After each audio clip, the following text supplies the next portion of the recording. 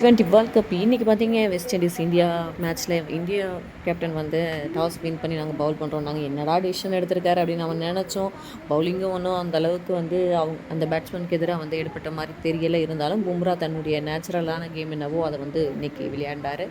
அதே போல் பார்த்தீங்கன்னா எல்லாருமே நான் வந்தால் வெட்டு வேண்டான்ற மாதிரி தான் வந்து ப்ளே பண்ணிகிட்டு இருந்தாங்க. இவங்க பார்த்தீங்கன்னா 20 ஓவர் முடிவில் 195 ரன்கள் எடுத்திருந்தாங்க. 196 அடிச்ச வின் அப்படின்ற ஒரு பெரிய இலக்கோடு இறங்கினாங்க இந்தியன் அணி. இன்றைக்காவது வந்து அபிஷேக் சர்மா அன்னைக்கு மாதிரி திருப்பி இது பண்ணுவாரான்னு பார்த்தா 10 ரனில் வெளியேறிட்டார். ஆனால் சஞ்சு வந்து ஆரம்பம் முதலே அதிரடியாக விளையாடிட்டு இருந்தார். அதுக்கடுத்து தான் வந்து இஷன் கிஷன் 2 பவுண்டரிகள் அடித்து அவரும் 10 ரனில் வெளியேற என்னடா மேட்ச் இது அப்படின்னு நினச்ச நேரத்தில் சூரியகுமார் யாதவ் வந்து கொஞ்சம் நேரம் பார்ட்னர்ஷிப் பில்ட் பண்ணுறதுக்கு ஹெல்ப்ஃபுல்லாக இருந்தார். அவரும் 17 ரன்களில் வந்து கிளம்பிட்டார்.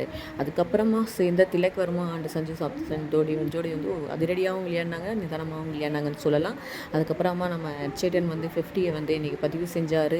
அதுக்கப்புறமா பார்த்திங்கன்னா திலக் வர்மாவும் வந்து அவுட் ஆகி வெளியேற 27 ரன்களில் பாண்டியா வந்தார். அவரும் ஒரு 17 ரன்களில் வெளியேறினார். அதுக்கப்புறமா வந்து டூபே கடைசியில் வந்து கடைசி 2 ஓவர் இல்லை ஒரு 8 பாலில் வந்து 13 ரன்கள் அடிக்கணும் அப்படின்னும் போது 2 4 அடித்து ப்ரெஷரை குறைச்சார். அதுக்கடுத்து கடைசி ஓவர்லேயே 7 ரன்கள் தேவை அப்படின்னும் போது நம்ம சஞ்சு சாம்சன் ஒரு சிக்ஸர் மற்றும் பவுண்டரி அடித்து இந்தியாவை வந்து வெற்றி பெற வச்சு செமிஃபைனல்ஸ்க்கு கூட்டிகிட்டு போயிருக்காரு அப்படின்னு சொல்லலாம். அவர் எனக்கு பார்த்தீங்க அப்படின்னா 50 பந்துகளில் 97 ரன்கள் அடிச்சிருக்காரு.